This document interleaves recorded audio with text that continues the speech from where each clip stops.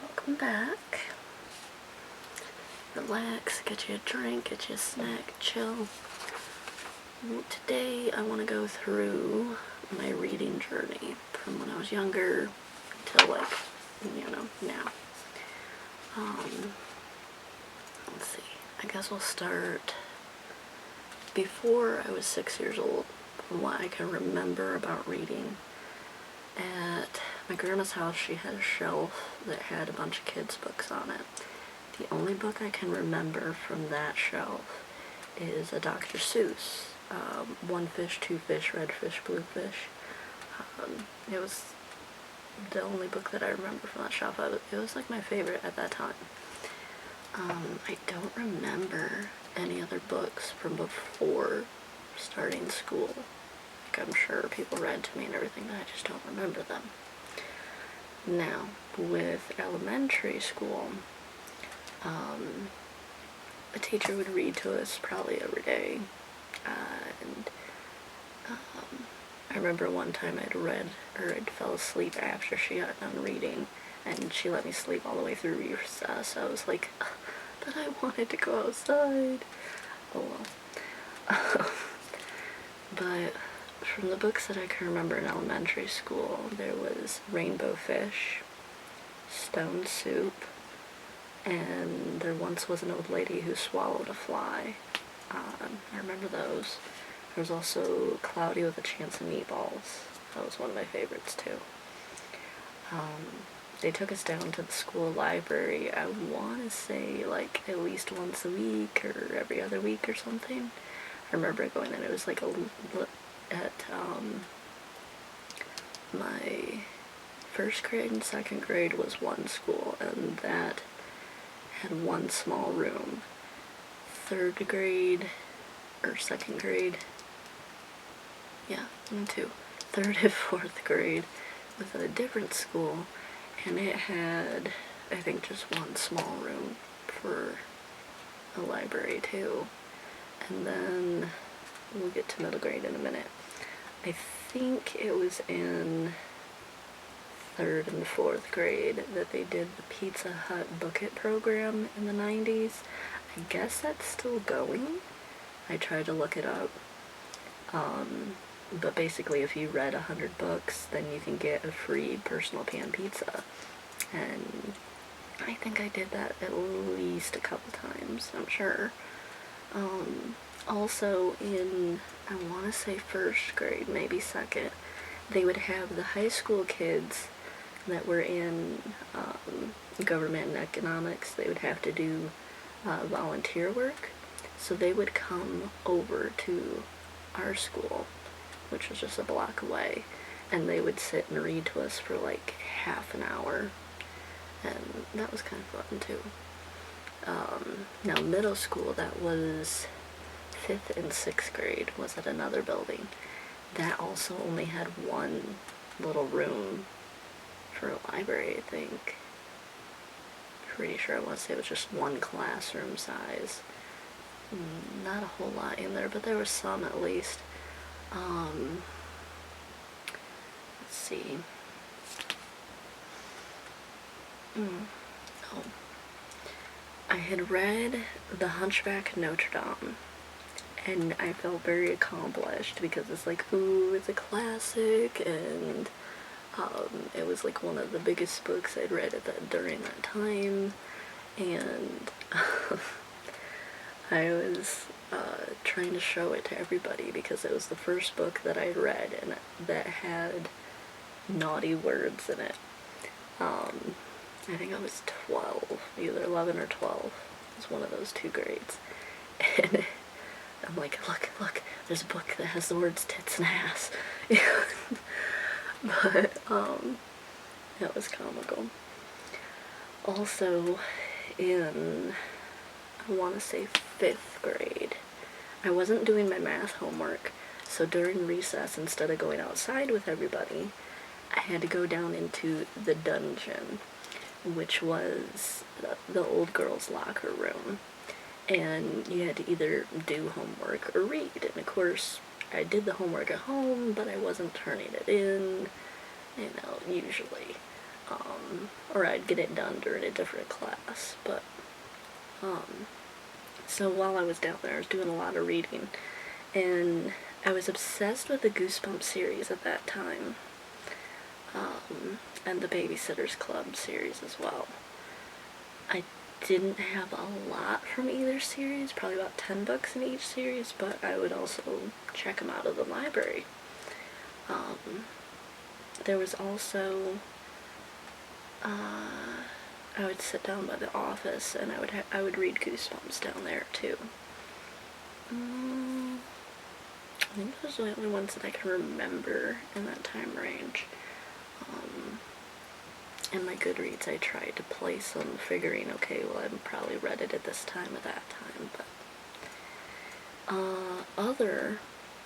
also in that childhood range, but not sure what year, we would go to the mall, and they had Borders. This was before Barnes & Noble. There was Borders, and then there was, like, another one that was more software, but I liked going to Borders because that was the books. I had gotten... What did I get? I had gotten the Beauty and the Beast Disney book. It was a hardcover, kind of large sized. And I'd gotten... I think that's where I got Mad About Madeline, which was a complete stories of her. I can't remember any of the other books that I got during that range, but I know there's got to be some. I'm sure they're mixed in with my stuff. Let's see. Oh, Sam Goodies. In the next town over, they had a Sam Goodies, and I'd heard about it, but I'd only gone once. And that's where I bought the first Spiderwick Chronicles, book 1. Also in this time range, I had read Bunnicula at school, and I loved that book too. Then, let's go to high school. During lunch, I would go to the library a lot, and I want to say my junior and senior year, I was a library aide. I really wish that when you graduate, they would print off a list of all the books that you checked out, because that would have been so helpful for Goodreads. But, or if I would have at least wrote them down, but I didn't.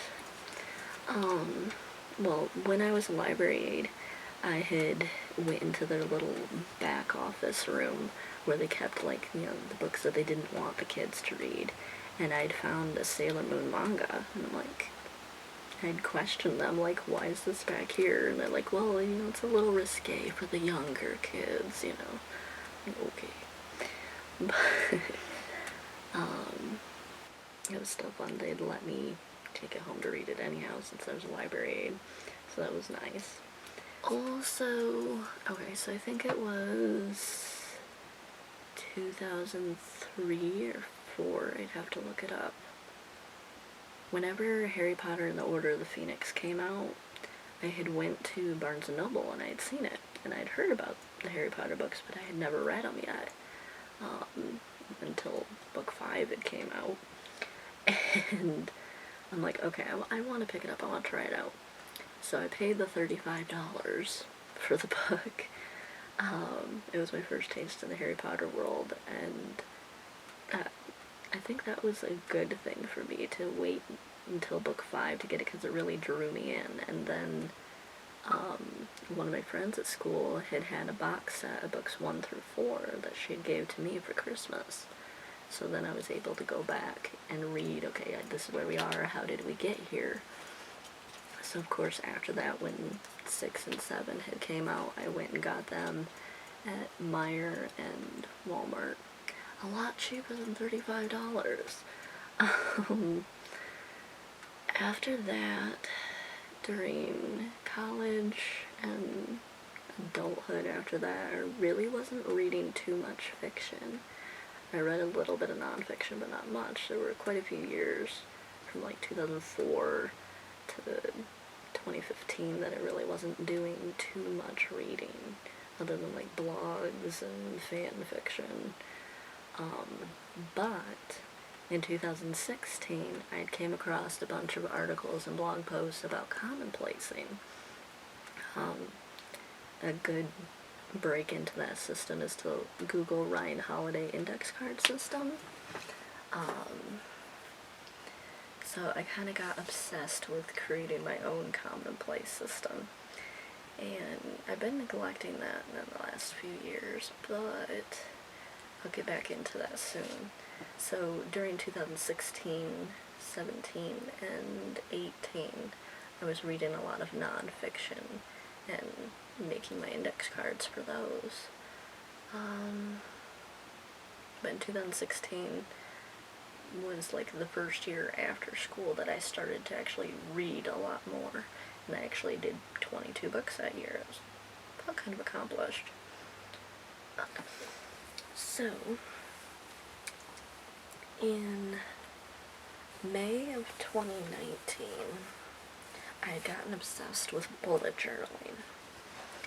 And the big thing that drew me into that was Boho Berry's blog, and then I'd found her YouTube channel. And then, out of the blue, I just had this idea to look up. I'm like, okay, if I'm gonna do a search, I'm gonna search Google, I'm gonna search YouTube, I'm gonna search, every single search engine there is so I can find all the info about whatever topic I'm trying to get into. And at the time, I was looking up Little Golden Books. So I went on YouTube, looked up Little Golden Books, and I had found a couple of BookTube videos. Somewhere I wrote down exactly which ones. Off the top of my head, I'm not sure. But in May of 2019, I found BookTube. And from that point on, I was obsessed. In 2019, altogether, so from May through December, I started to get obsessed with watching BookTube, and then I actually started to read more, too. Pretty sure it was about June or July that I'd started my reading log for that year. And because of finding BookTube, I'd actually started to pick up reading again, and I ended up reading 23 books from June to December. So that was awesome. In 2020, I decided that I really wanted to try the whole YouTube thing and start my own channel. So I started to watch a bunch of different booktubers and study. I kind of study what they do, what are the basic videos you should do, and ways to go about it. So I would pick one booktuber and just watch, like binge watch their videos and take notes while I do, like, well, that was a cool edit, or I liked how they talked about this, whatever. I would also comb through the comments and try to write down the ideas from there as well. And I've been like compiling all that info into OneNote and into a regular notebook. I had started an Excel file to try to do like a BookTube history thing. So I'd have a list of the videos, like I'd pick one booktuber, have a list of all their videos, put it in the Excel, and put it in, like, each page would be a different year, and then go by the dates. So I could try to see, like, okay, on this day, this booktuber posted this, that booktuber posted this, and it's a lot, but I've only got, like, 5 people in there right now, so that's gonna be a big process to work on. I wanted to add more info into it, like different things that were affecting BookTube, whether it be the drama, be outside world affecting BookTube, what books were released that year. Probably not gonna add all that kind of stuff though, but I thought about it. What else? I guess that's pretty much where I'm at right now. So that would be the end of, well, it's not the end of my reading journey, but that's where I'm at right now. Right now I'm just reading, writing it down, trying to do videos occasionally. Oh shoot, I didn't have that one on. Hopefully you heard me.